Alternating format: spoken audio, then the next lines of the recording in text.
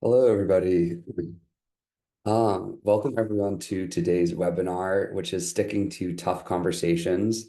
My name is Zach Angelini. I'm a 2014/2016 graduate of the Environmental Engineering program at UNH, and I'm also a member of the UNH Alumni Association Board of Directors.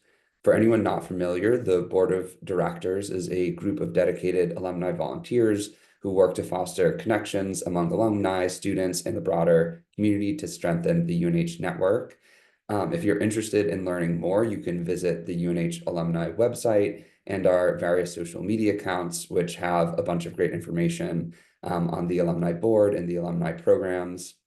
So before turning it over to our speakers today, I just want to say that I think this is such an important conversation for the times that we're currently living in. So I'm personally really excited to hear the presentation today. I just think it's a great way for us all to start off the new year. So with that, I'm going to turn it over to our presenters, Michelle Holt-Shannon and Lou Butterfield Farrell. Over to you guys. Great. Thank you, Zachary. Hi, everyone. It's good to be with you all on this afternoon. My name is Michelle Holt-Shannon, and I am at the Carsey School of Public Policy, was a founder of New Hampshire Listens. I have one daughter who graduated from UNH a couple of years ago, and my oldest daughter learned to walk in what was Smith Hall. Because my spouse was a hall director way back then. So just a couple of things about me, and I'll pass to Lou. Hello, everyone. My name is Lou Butterfield Farrell. I use they, them pronouns. I'm a program manager with New Hampshire Listens. I've been with New Hampshire Listens for about a year and a half now, but I've been at UNH for about 9.5 years. And am a spouse of a graduate of UNH. And so, and we also met at UNH. So lots of ties there. And so throw it back to Michelle. All right. So just a quick advertisement for the Carsey School. We have master's programs in public policy, public administration, global conflict and human security, and also community development. So got to get that in there. Lou and I are based at the Carsey School, even though most of our work is off campus in communities in New Hampshire. New Hampshire Listens is turning 15 this year, which is kind of wild. Like I said, we work all over the state, and a lot of our work is based in dialogue. A lot of it is helping organizations, schools, municipalities, really public-facing organizations and leaders navigate controversy and try and build opportunities for people to be engaged in the decisions that impact their lives. And so we end up in some tricky situations and also really try and help people sustain a little healthier way of engaging people in their communities and their work. All right. One of the other things that I'll share, because our focus is public life, conflict shows up in a lot of ways in public life. It shows up obviously in our private lives as well. And we're going to talk a little bit about both.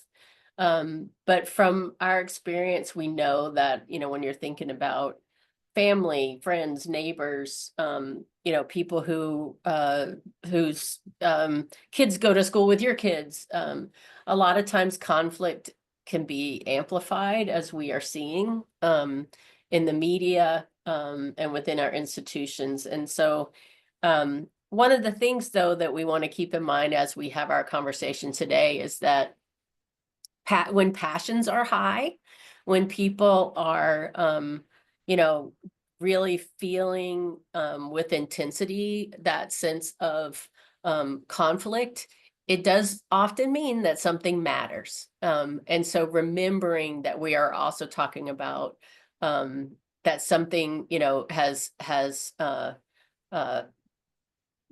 is important to us, and addressing that conflict can be actually life-giving. And so that would be a lot of what we will talk about today. Awesome. So would love everyone to open up their chat capability, or their chat box rather.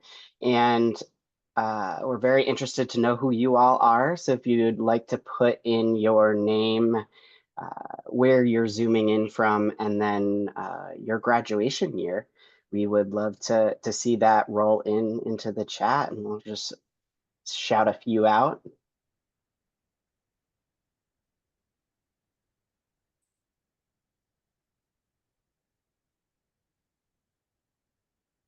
All right, Emily from San Diego, Tom from Vermont, Brattleboro, Vermont. I'm a Vermonter too. Let's see here. Robin from Portsmouth, Lori from Lee, Leah from St. Paul, Minnesota. Awesome. We have such a good variety here. Yay, Dover. Awesome. Really wonderful to see quite a variety and representation from all across the United States. So glad that you're here with us today. And we appreciate you spending this time. I'm gonna share my screen here again.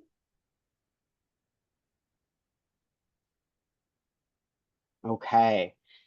So New Hampshire Listens, when we're engaging with folks, particularly around dialogue or even in our own staff meetings, we use learning community agreements as scaffolding to guide our conversation. They're kind of like guardrails on a road.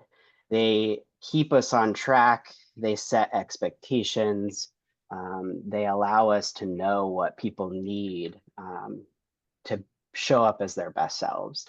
And so these are some common ones that we tend to use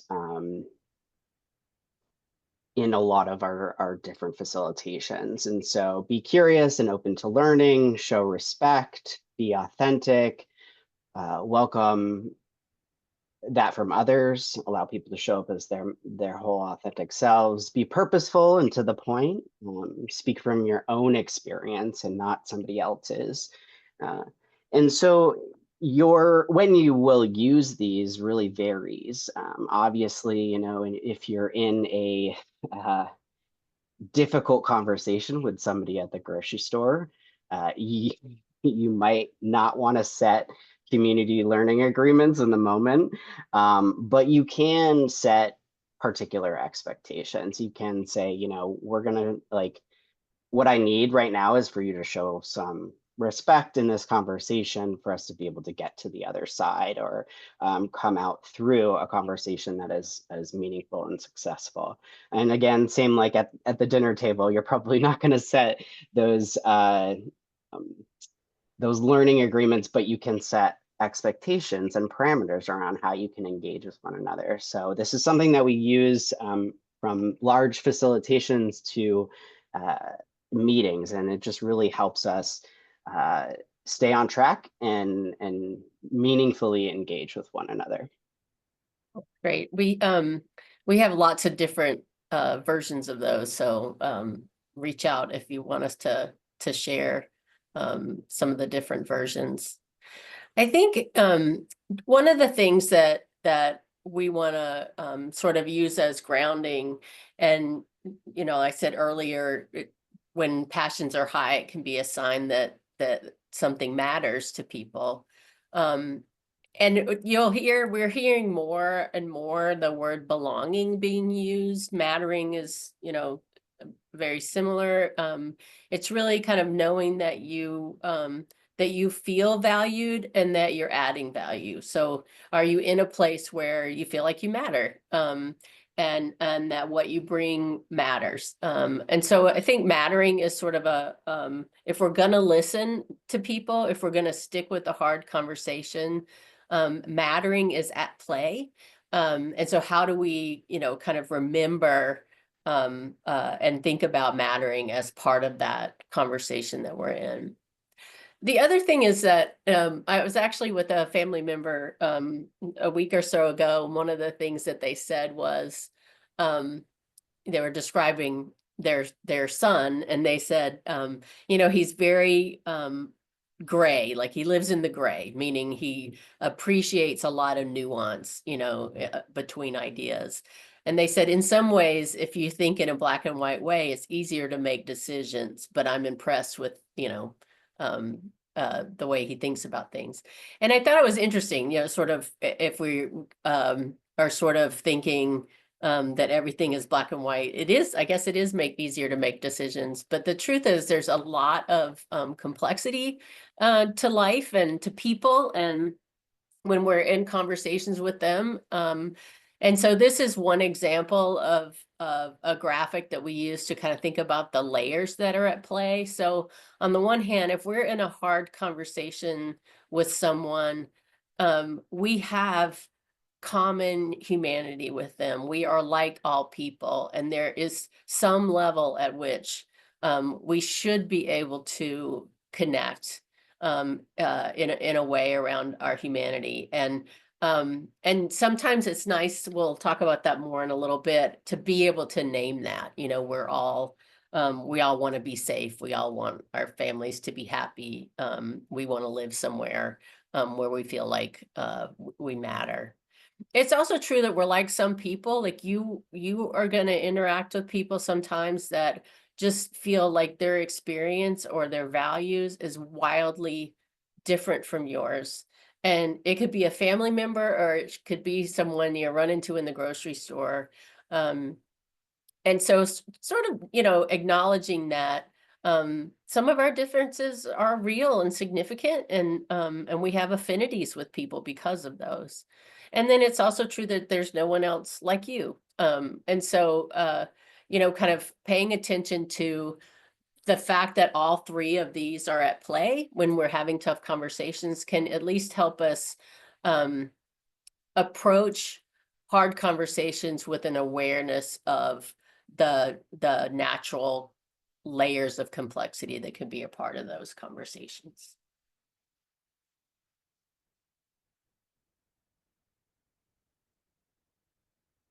So, have you ever felt like someone totally misunderstood what you were saying? I can assume that almost all of us have had that experience. When you feel misunderstood, it's one of those sort of core emotions that can, bring out a lot of different things. Sometimes it's small and you correct and you move on.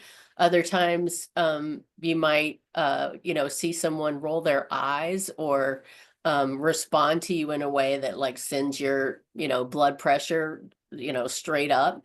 And so that feeling of being misunderstood is a common human one. And thinking about how we connect to other people and help, even though we disagree with them, we try to understand where they're coming from, because that core emotion of misunderstanding is going to play a role.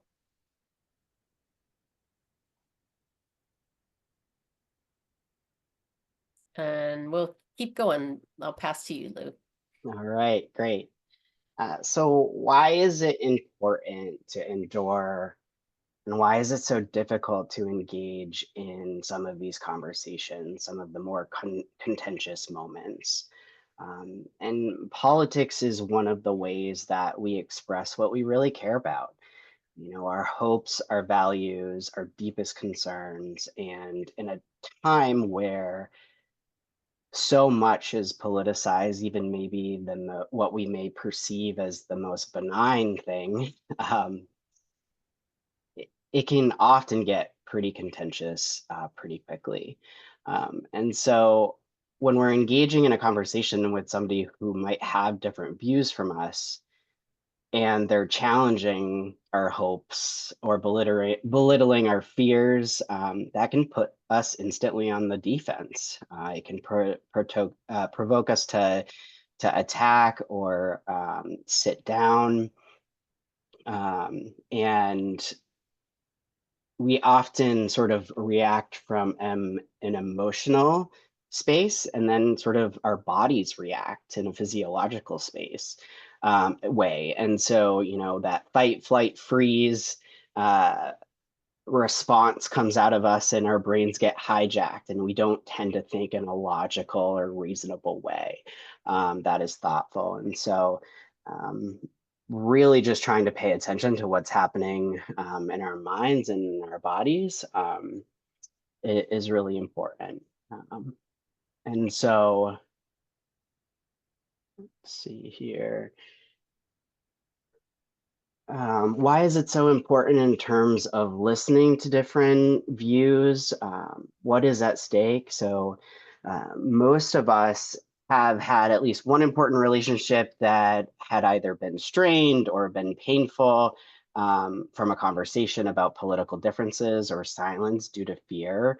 And it can get ugly pretty quickly. I know I've had many of these. And so, knowing how to talk with each other across difference is an important component of sustaining those relationships. And you're going to have different relationships with your coworkers, people in your community, um, and your friends and your family.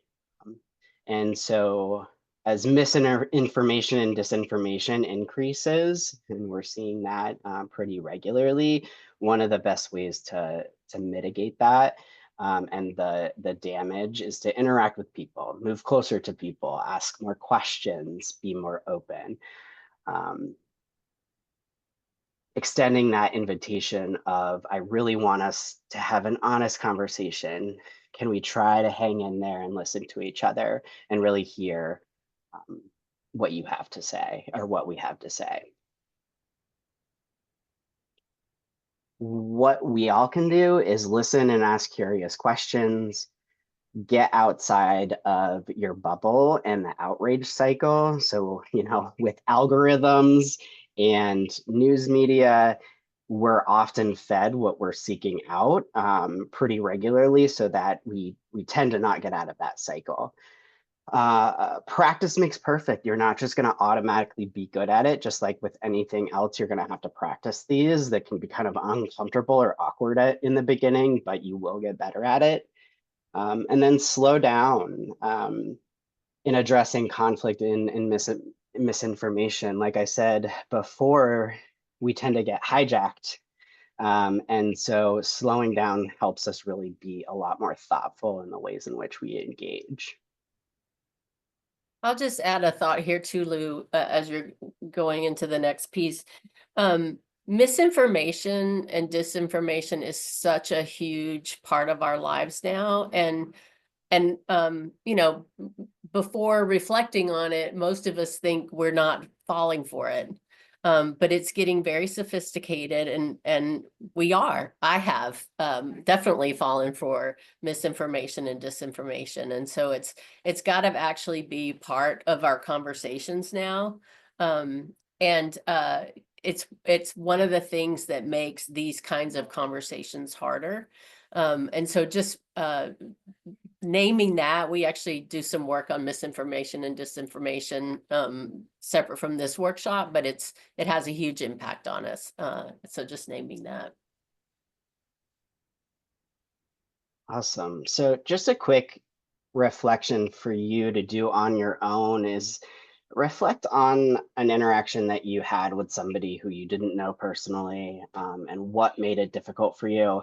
And then also reflect on that same sort of question, but with a family or friend, a family member or a friend, and what made that difficult. And what was more difficult for you, your family and friends, or someone that you didn't know as personally? Um, and this is a workshop that we as New Hampshire Listens will facilitate with lots of different folks across the state. And oftentimes folks are saying, I just find it, there's varied responses. People, have different levels of comfortability, but most often folks are like, yeah, with my family and friends, it's just really, really tough. We have history, we have a longevity that we need to to sustain, and those ones are really important to me. And it can be a lot more painful. And so, it really does vary for people, but to better understand, who you're engaging with and what buttons they might push is really important. Michelle often says, family is often better at knowing how to push your buttons because they installed them. And then that's one of my favorite kind of quotes from her. And it's very true. Our history with people can really be at play in conversations, whether we think it is or not. So. Yeah. I'll say, and maybe this will get to some of the stuff and one of the questions that came up. You know, I don't live near my siblings, and but when I think about relationships that I don't want to lose because of politics or, core disagreements about values of something. One of the relationships I don't want to lose is with my brother.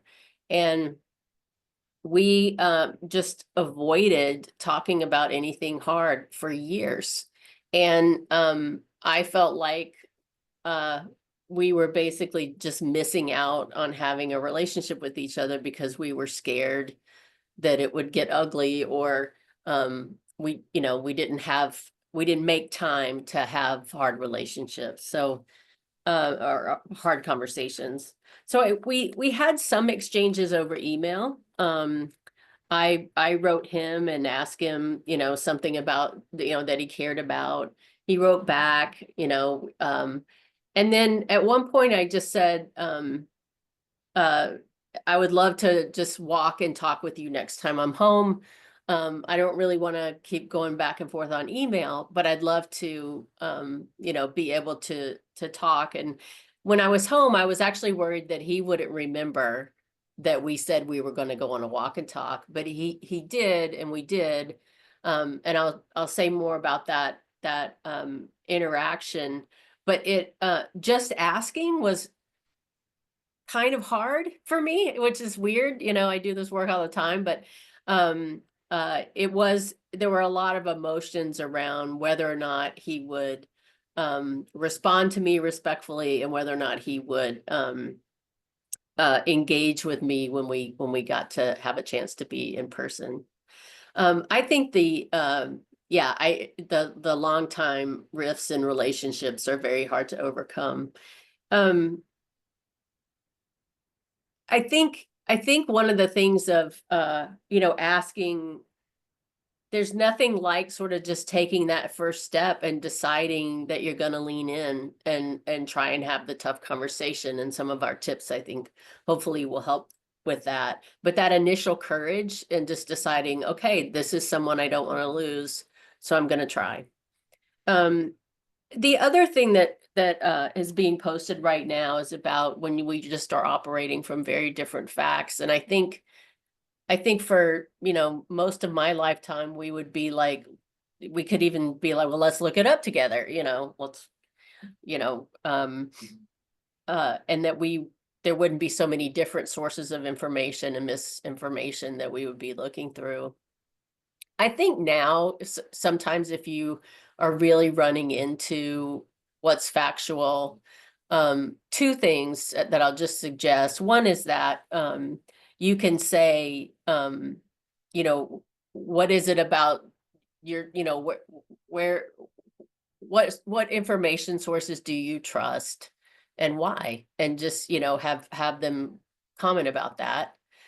The other thing is just to say, I see it very differently, but let's assume for now that you're right.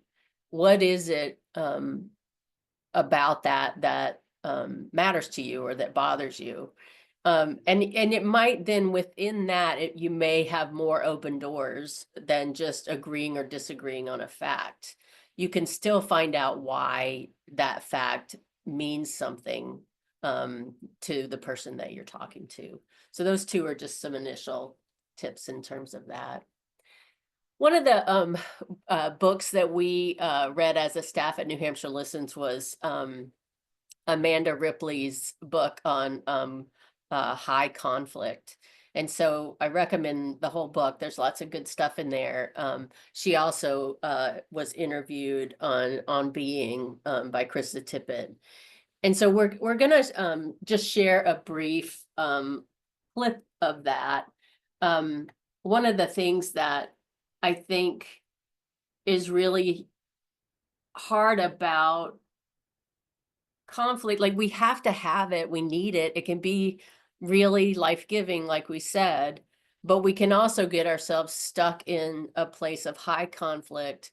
And that's where, you know, violence is more likely. We start to have contempt for people.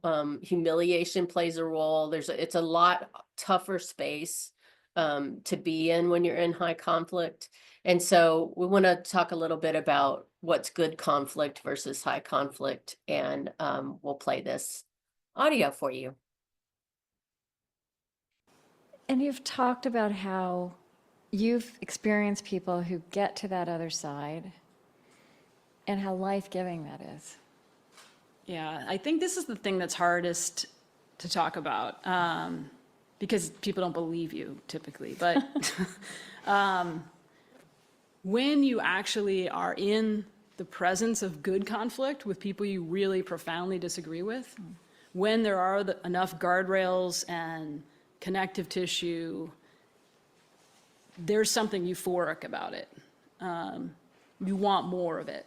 So I actually ended the book with a woman named Martha Ackelsberg, who lives in New York City and went on this very unusual 3-day homestay exchange to visit conservatives in Michigan. And she said to me, you know, I want to be the way I showed up there all the time in my life. Open, curious, able to be surprised. And this is someone who's very partisan, and she was visiting someone who was very partisan on the other side. So it was not an easy experience. And I think somehow it's easy to sort of gloss over that. It was upsetting at times, frightening at times, angering at times, and also exquisite, and something that very few of us get to do anymore.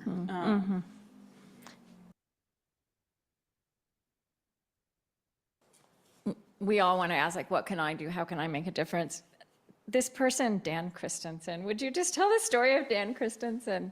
Yeah, so the best thing that's ever happened to me on Twitter is I met bus driver Dan, who is a public bus driver in Portland, Oregon, who's also very fascinated by conflict and communication and has read a lot of books on it and tried out a lot of things on his bus because, you know, who's taken a bus recently? A city? Okay, so you know there's a good amount of conflict that happens on public buses.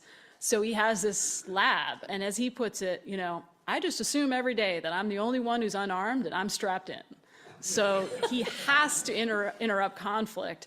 And he has a bunch of techniques that he uses, and we had him on the How To podcast for how to deal with a fight in public, you know, when you're not the one directly in conflict. And he does a bunch of things that I've learned from. And one of them is as soon as someone comes on the bus, he welcomes them with like a genuine smile. Hi, how are you? Even when they don't respond. That's brilliant, right? That's hospitality. Yeah. And that's a tool, a technology that humans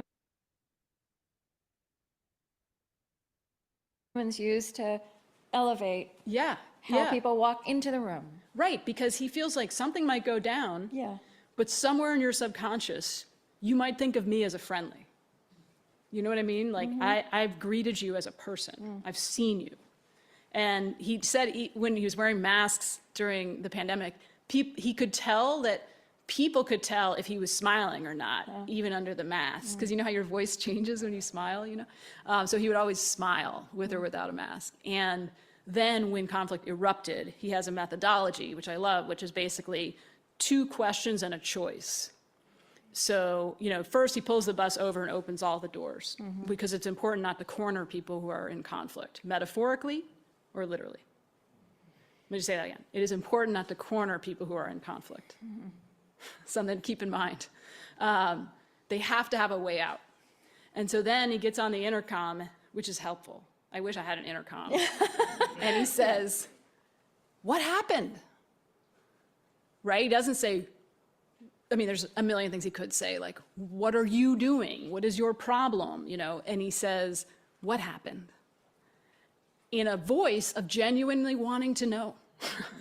So this takes practice. Yeah. And then, you know, what usually happens, because people, when they're in that amygdala hijacked mode, they don't really see a question coming. So it forces them to think for a To second. think, Yeah. yeah. And so they'll say, "Well, he closed the window and I, da, da."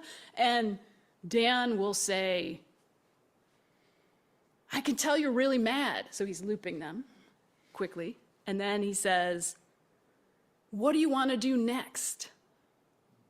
So it's not him telling them. And then he gives them a choice, which, because usually that flummoxes them, like, "Blah, blah, blah." And then he says, that's my angry conflict voice. And then he says, "I could call someone right now, which I'm going to have to do, or you could come up here and talk with me and we get everyone safely to where they're going." So he's offering them a way out. Come with me. There's a lot more to it, but he's just a very wise, experienced practitioner. It's such an important story. Great. Yeah, there's a ton of good tips in there, but I really liked, you know, this greeting people with a smile, like starting with just some humanity. We are sometimes in like public meetings and, you know, working with public leaders, and we had a group who said, you know, we have to go to a meeting tonight, our school board meeting, and we know people are coming out to yell at us. What do we do? I was like, okay, tonight. But I just said, go early and greet people, introduce yourself, say thanks for coming, and just humanize, you know, yourself with folks. Showing genuine curiosity. You know, what happened, I think, is just a great opener. But learning to ask those curious questions is something we'll dig into in just a second. Being able to listen and show that you've heard, not that you agree. Just because you're able to say that you heard what someone said does not mean that you agree, but it can go a long way into showing that you have listened. And then when people really are in that, you know, high conflict space, offering a way out, you know, I think about this like with, you know, 2-year-olds or, you know, Putin, or, you know, like, how do you find a way out once we sort of backed ourselves into a corner of higher conflict? So not cornering people. And this is one that I think has just become way too much of a kind of instant response for some of us, is don't stoop to humiliation or disgust or contempt. You know, I think one of the things that you know, folks were mentioning, like conspiracy theories, you know, when someone you know believes a conspiracy theory, you know, how do you deal with that? And one of the things that I'm trying to remember where I heard this, but to think about is we think that intellectually you can talk someone out of believing a conspiracy theory. It's not about intelligence. It's not about being stupid. It's not about, you know, for some it is an intentional decision about a different reality and belonging with a different group of people. So it's complex, and it's easy to say, you know, so and so's an idiot, but keeping check on that as you're choosing to engage. So a couple of the things that are fire starters that I want to name and that she digs into in the books. It is a fire starter to be humiliated. And if you think about it, like there are historians who've analyzed, you know, the times when you know, our societies were in, you know, deep conflict, and they can find moments, origin moments of humiliation. So there's a lot to explore there. And, you know, I guess the one thing I'll say is know thyself. You know, if you're a hothead and your inclination is to fight back by humiliating someone, think about the impact of that. Corruption, you know, when we can't trust institutions, that sets rolling in, you know, the way that can play out in our lives. And, you know, the more we hear something, the more likely we are to believe it's true. And we've been hearing for years how horrible and corrupt institutions and government and corporations are. So even if they aren't and they're doing an okay job, we just sort of start with that sense that it's all corrupt. Another fire starter is sort of the binary. I talked a little bit about this in the beginning, but you know, it's us versus them, and there's no in between. And then finally, and this is connected to disinformation a little bit, but there are people who exploit conflict for their own ends. And so there are conflict entrepreneurs out there who want us to not be talking to friends and family. They don't want us to talk to our neighbors. They benefit when we crawl back into our turtle shells and don't interact with each other. And so recognizing that you're also, when you decide to lean into a hard conversation, you are also pushing back on those larger patterns in our society that are hurt when we stop talking to each other.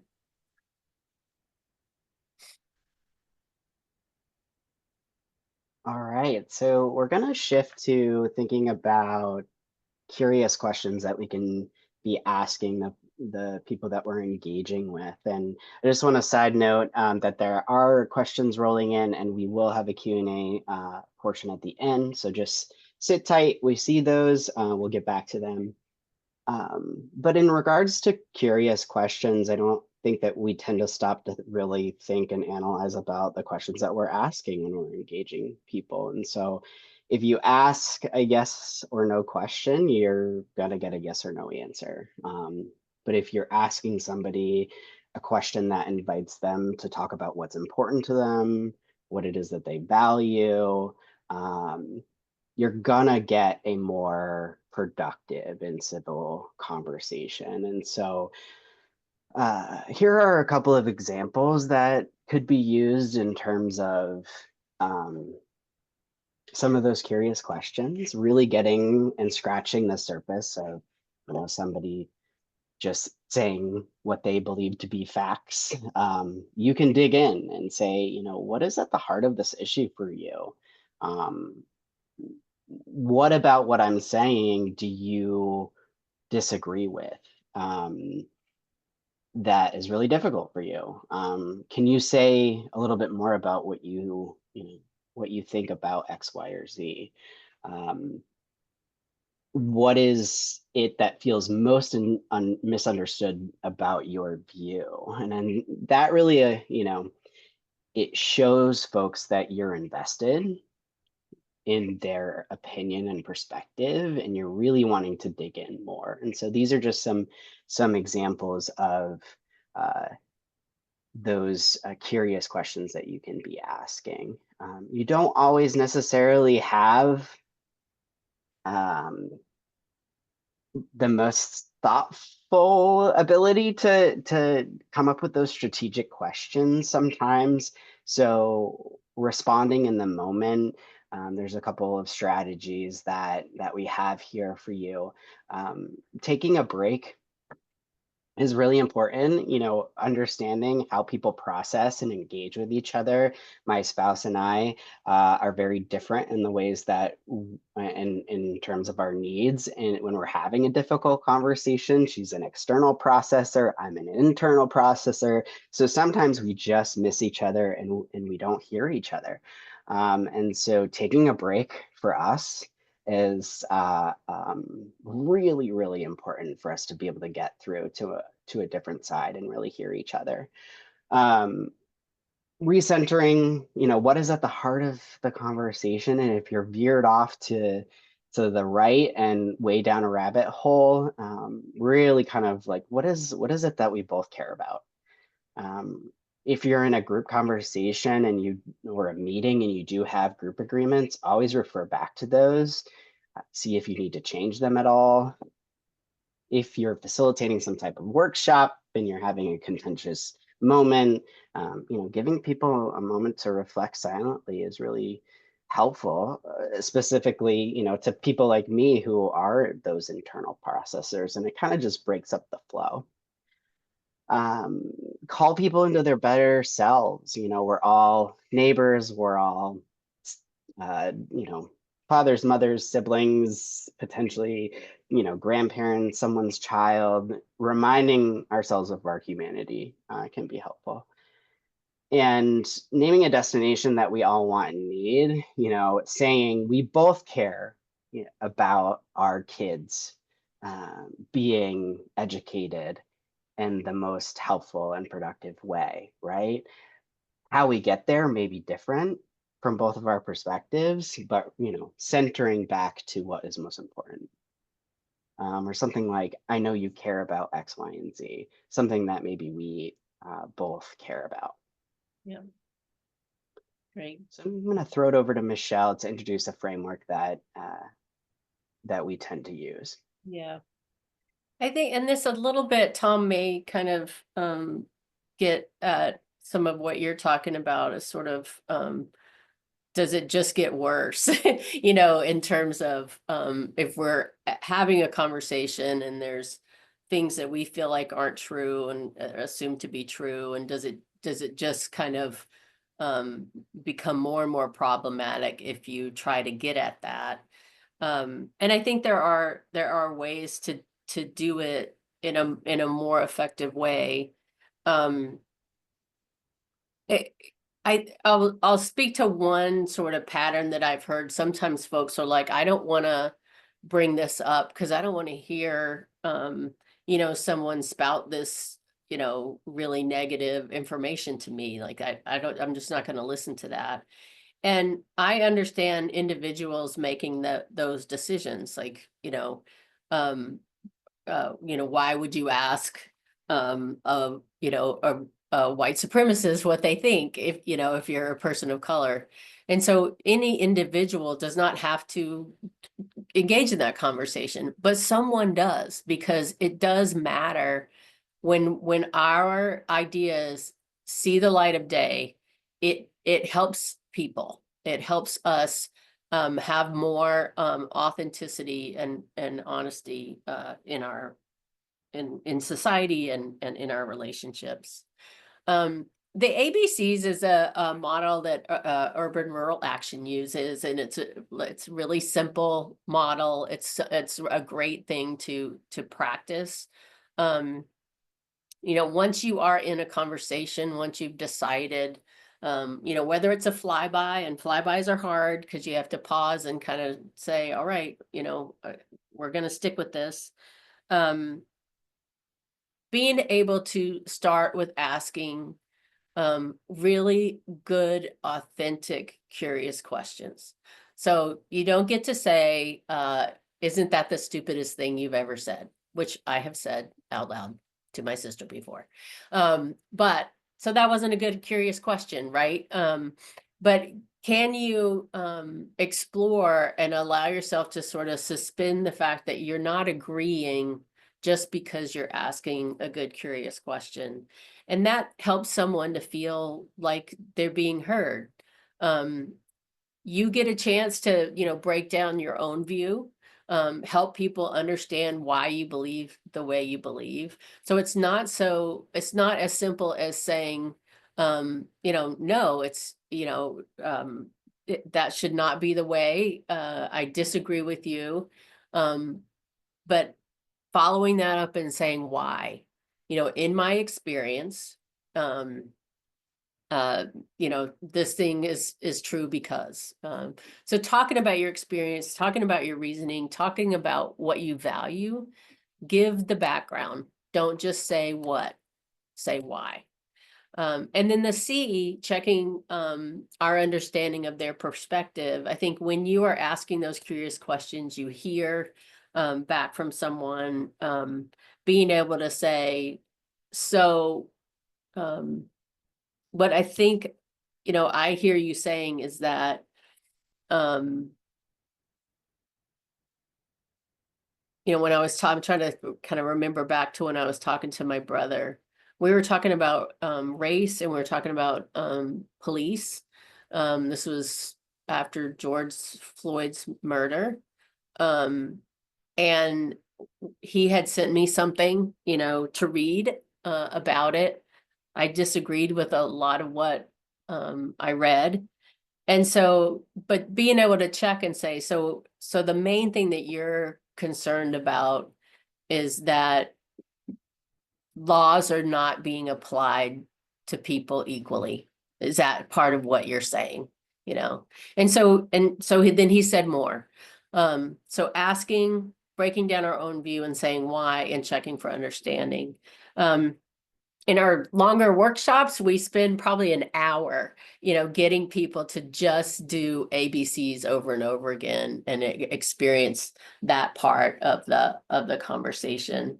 I just want to reiterate that it does take practice, and also in terms of knowing yourself. So for me, when my heart starts to race because someone says something that, I disagree with, I need to give myself a little breather. So one of the things that I'll say sometimes is, well, there's a lot to unpack in what you just said. And I need that like breather space to decide to, go forward or not.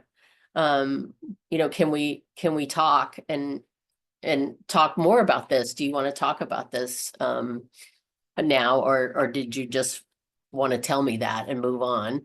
And then, kind of overtly agreeing to have the conversation, I think can matter.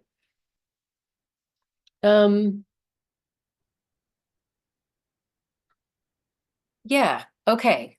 So, Lou. Yeah, I'm gonna stop sharing and then we'll move to Q&A. Does that work? Yeah, that's great. I think we'll see if other questions come in. The other kind of thought that I was having is, in terms of knowing yourself, some of us are really good at arguing and debating, and we love it. Some people are just like, they're ready to go right in to pepper people with questions, and you want to win. And I think there's time and a place for debates. Probably with family at the dinner table, over Thanksgiving, maybe you try dialogue instead of debate, and see if that works differently for you. I think also it's important to be able to say, I'm the kind of person, I'm really hot-headed. And so I know that, Lou, I know that's how I respond, and I'm gonna really try and breathe and stick with our conversation this time. You can give yourself and say out loud some of the things that you're gonna try and do. All right, Stephen Covey's habit. Think first to understand, then to be understood. Yeah, I think when you're dialoguing, you are definitely trying to understand. What sources besides Krista Tippett information do you recommend? The book that we read is called High Conflict. One of the main things that I recommend is actually practicing. And even if you're practicing first with a friendly, a friendly face, if you decide to, engage with a colleague or a family member or a friend because things have gotten hard and the conversation's going to be hard, I actually think we just have to do it. There's other things to read. I'll have to think about some other resources, but her book is called High Conflict. Yeah, and another resource that we often use, and there's a whole website as a part of a university, but from the work of John Powell, the Othering and Belonging Institute. There's just a lot about sort of bridging the divide, or having conversations in those spaces in between. And I believe there's also a book by John Powell that you can look up. I'm seeing the comment about a canvasser said, I'm your neighbor. I live over in Layton Road. I love that. I mean, I think when we've done some big events where people are coming out to argue about something that's happening in their school. And one of the things we do is, if we're moderating, is we just say, I just want to remind you all that you're all neighbors. Your kids go to school together. They're on teams together. They're in classrooms together. You can do this. We can have this conversation without ending this in shouting and bad behavior. So just kind of reminding people of that. I love this one though. How do you not feel like you're losing your morals by engaging with someone so opposite? Something kind of like this comes up a lot for our work, and in a second, Lou, I'm curious about if you would say something different, but there are people in the world who try to get people who are killing each other to stop. And these are peace, they're diplomats, they're peace brokers, and we want them to do it. And and people, I'm sure, have said to them, why would you talk to those people? But they know that brokering peace is really the only way out, of some of the wars that we're in.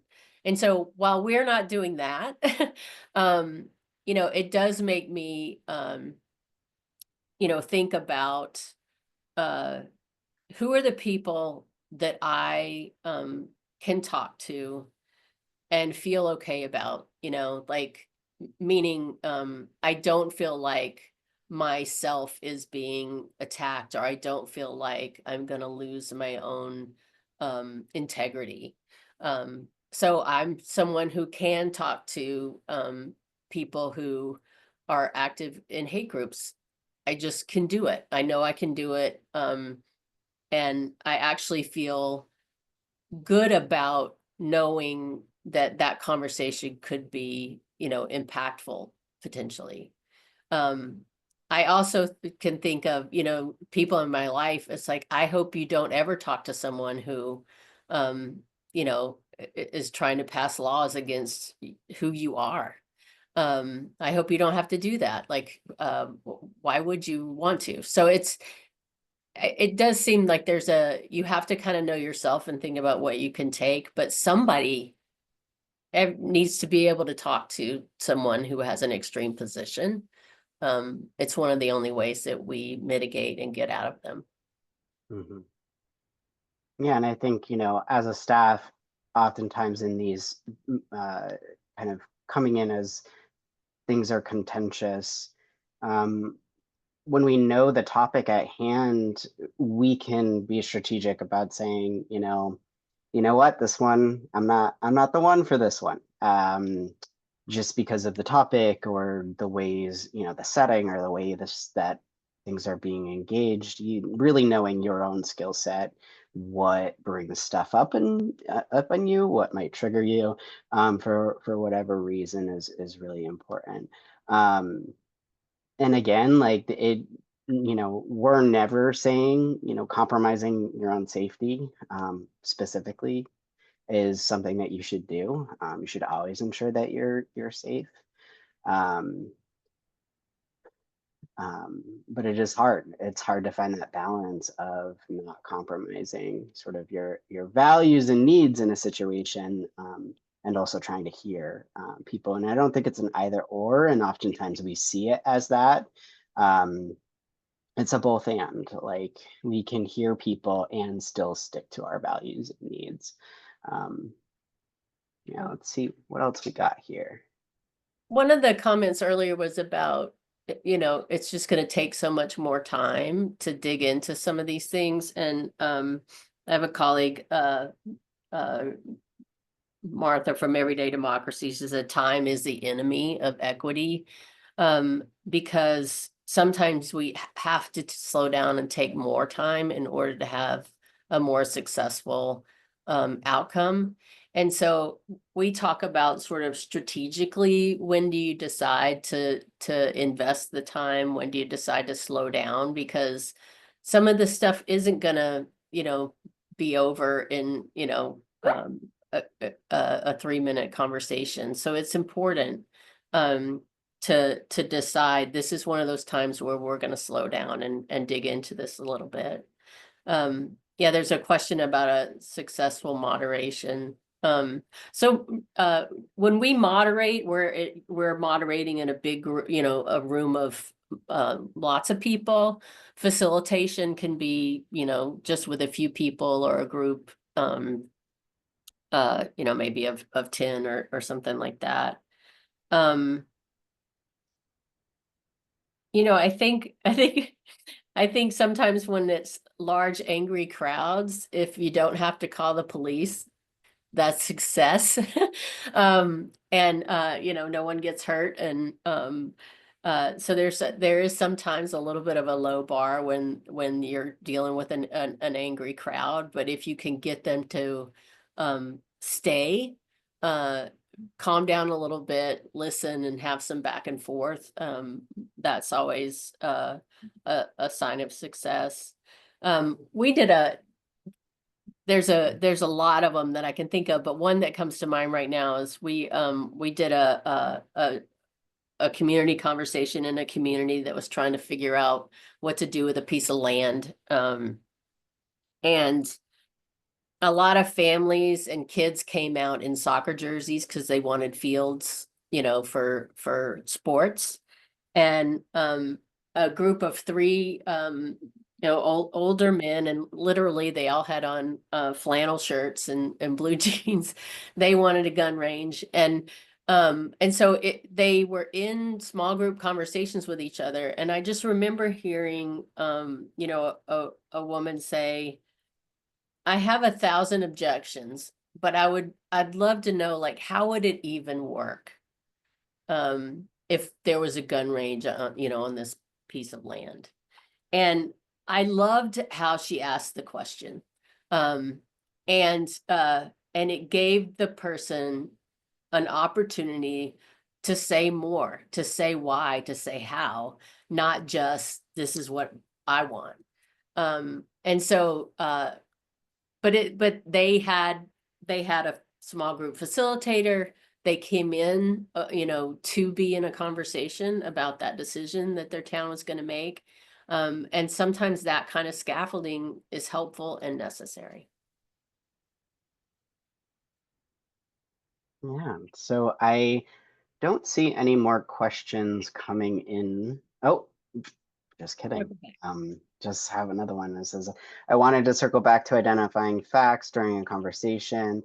I've tried things like, where did you get that information? I'd love to see your source, which has come across as an attack on their viewpoint in a way, hopefully not because of my body language. I have started to just back down and disengage instead of continuing the discussion. When you disagree with someone that says, with something that someone says is fact, how do you address that in a less confrontational way? Yeah. Yeah. I mean, I think you're right, Tom. There is a lot is tone and body language. You know, it's very different to say, where'd you get that information? You know, versus you